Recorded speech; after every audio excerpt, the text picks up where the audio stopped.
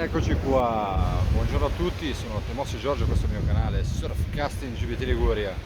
Dopo tante battute dedicate alla sperimentazione di esche, quest'oggi uno spot interessante, una foce di un fiume, ci troviamo a Lavagna, nella foce del fiume Entella, per provarle in un terreno di caccia abituale per tanti predatori. Quindi montiamo le canne e ci prepariamo per una nuova avventura, amici.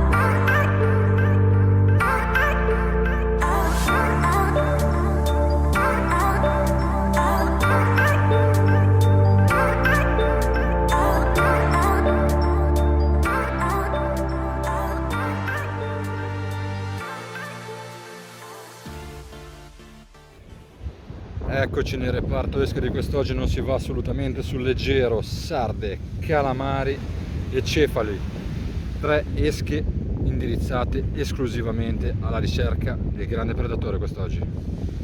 Ecco gli elementi che non dovranno mancare quest'oggi: terminali col cavetto d'acciaio, flotter 0,40 per fare il nostro madre, del polistirolo e il nostro filo elastico immancabile. Eccolo qua, il primo innesco, triplo filettino di sardina molto stretto, l'abbiamo visto nell'ultimo video, ricorda vagamente un polpino ma si tratta di sarda, quindi un innesco molto delicato, un po' pappone gigante di color rosso.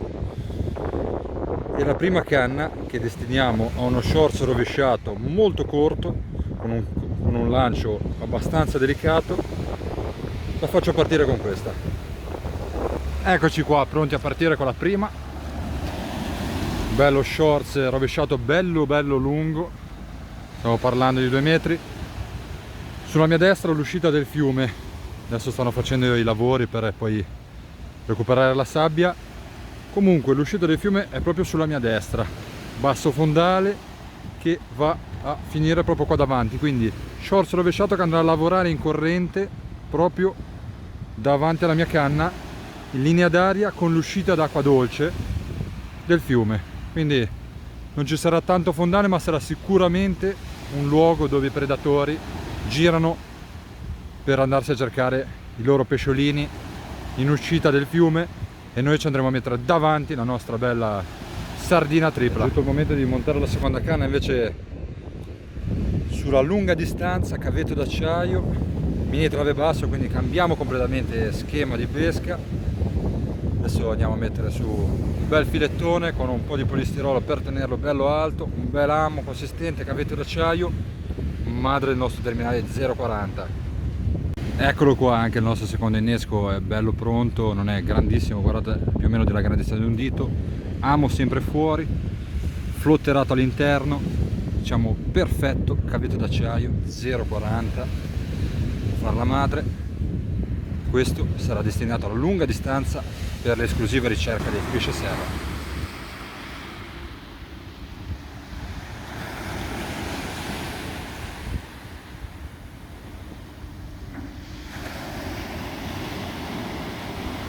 Eccoci partiti, sono le 3:30, è un po' presto perché per certi predatori come il serra serve sicuramente l'oscurità, ma ne approfitto per prendere qualche raggio di sole che non fa mai male. Adesso andiamo un po' a vedere e parlare di questo spot così particolare. Eccoci qua, parliamo un po' di questo spot della foce del fiume Entella. Quest'oggi abbiamo una draga poco distante da noi, spero che per le 5:30-6 nel cambio di luce se ne vada, così da lasciarci completamente tranquilli nell'ora di punta per i predatori, cambi di luce e la notte. Fiumentella che alla sua sinistra trova un porto, un punto sicuramente ottimale per la ricerca dei pesci serra, perché sappiamo che fanno avanti e indietro lungo le scogliere di questo porto alla ricerca di pesciolini da aggredire. Con la mia seconda canna vado a cercarmi i pesci invece sull'uscita proprio del fiume, dove l'acqua dolce incontra l'acqua salata, nel basso fondale.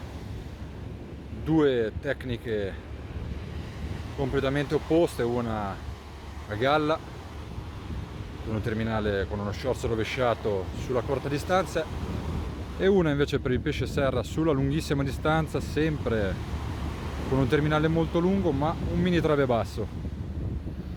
È uno spot molto frequentato da tanti pescatori che vengono qua a pescare in maniera differente, chi a spinning, chi a bolognese. Ho visto prendere tantissimi pesci differenti, dalla spigola al serra al rombo, quindi incrociamo le dita e si inizia. Siamo a metà marzo, l'acqua ancora fredda, quindi non sarà sicuramente facile, ma mettiamo un po' alla prova le esche e gli inneschi che abbiamo fatto nelle ultime settimane di prova.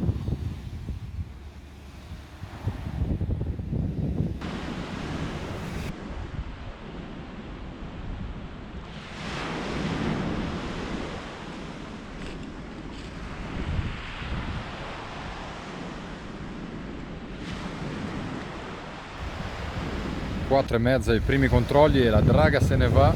Prima oretta di pesca, adesso farò dei controlli all'incirca ogni ora perché queste esche hanno bisogno di lavorare e le possiamo mantenere integre in acqua per lunghi periodi, quindi controlli di un'ora. La fastidiosissima draga se n'è andata, primi controlli che rilevano un fondale tutto sommato pulito, pochissima alga. Quindi si continua, sempre tripla sardina sulla destra a corta distanza, trancio di cefalo flotterato sulla sinistra. Eccoci qua, adesso mentre che aspetto mi monto un'altra sarda, tripla, preparo qualcosina per dopo. Metà marzo veramente freddissimo, adesso mi sono dovuto rimettere il piumino perché la temperatura sta scendendo man mano che va via il sole. Prepariamo l'esche e ci prepariamo a nuovi lanci. Eccola qua la nostra esca per il sottoriva, un'esca sicuramente molto morbida, sono filetti di sarda, quindi un'esca da lanciare con delicatezza, pop up molto grande e si riparte. Visto che tra poco farà buio mi preparo già 2 inneschi per la canna con lo shorts alto, la triplo filetto di sarda, e per la cala lunga distanza filetto di cefalo flotterato.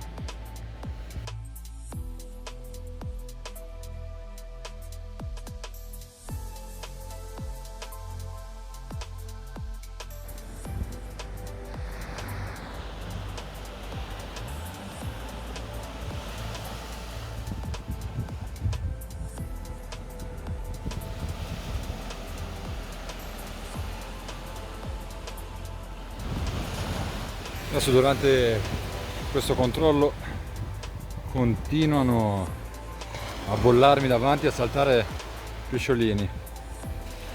Ho accorciato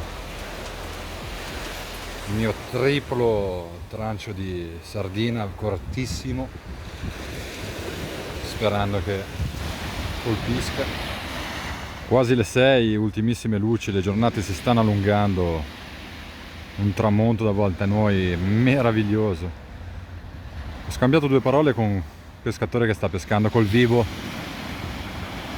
mi ha confermato l'assenza di serra nelle scorse settimane, probabilmente ancora troppo presto, l'acqua ancora troppo fredda, ma incrociamo le dita.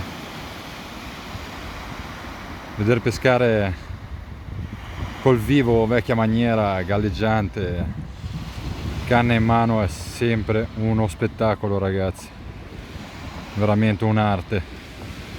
Cefaletto vivo, galleggiante nella risacca che fa l'acqua dolce che scende in mare, una meraviglia solamente da guardare. Adesso speriamo col buio che anche se le notizie non sono quelle che ci aspettavamo, che qualcosa possa regalarci una sorpresa. Adesso con l'arrivo del buio cambiamo la modalità di ricerca della nostra esca per il nostro shorts rovesciato, non più una ricerca fatta di odore, ma andiamo a puntare tutto sulla vista. Cambiamo la sarda e mettiamo un calamaro, 3 strisce come abbiamo fatto prima con la sarda, legate insieme lasciando libere le codine più sottili a muoversi in acqua. Il pop-up cambia colore, lo mettiamo di colore bianco per essere uniforme col colore del calamaro. Questo sarà il nostro prossimo innesco per lo shorts rovesciato.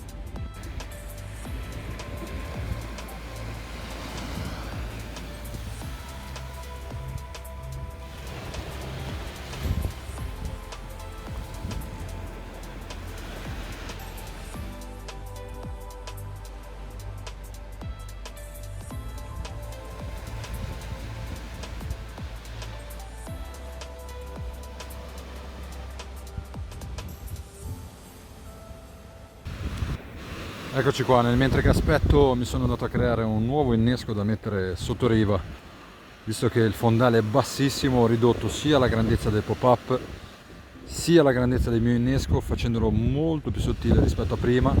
Ho aggiunto un gambettino, quindi 4 filamenti di calamaro, un innesco di colore chiaro, quindi i nostri predatori, se sono in circolazione, lo vedranno, andranno tutto sulla vista. Un innesco più piccino rispetto a quello precedente. 7:30 in punto. Ho recuperato le 3 strisce di calamaro e le sono andato a posizionare esattamente laggiù in fondo, dove il fiume incontra il mare, nella risacchina che crea. Visto che sono da solo, mi sono permesso di percorrere tutta la spiaggia e posizionare a una trentina di metri la mia esca proprio lì in uscita.